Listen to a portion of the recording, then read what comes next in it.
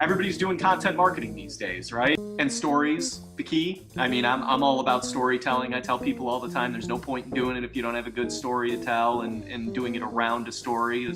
Are you along those same lines, or? All I say is when somebody is about ready to tell a story, they sort of lean in, they're engaged with it. Who doesn't want to hear a good story? Everybody wants to hear a good story.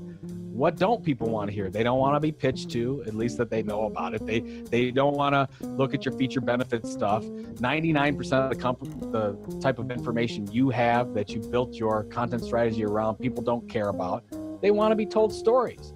So I think if you look at what some of the really good brands are doing today, they're telling it in a story format. Whether, Patagonia talking about how they are being sustainable and not being sustainable. They tell some amazing stories about that. Very compelling if sustainability is an issue to you, if the environment is an issue to you.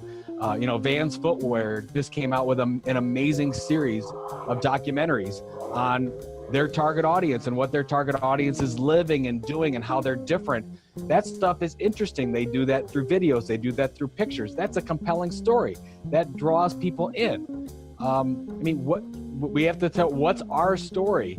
If it's not in some kind of a story format, what is it in? Like, how are you going to make the stuff that you have interesting? Because if we want to get found in search, if we want to have social media work for us, if we want to drive leads, we have to be interesting. So, I don't know how else to do it but than to tell really compelling stories, and that's how you become interesting. And if you're interesting enough over a long period of time, you get rewarded with loyalty and sales.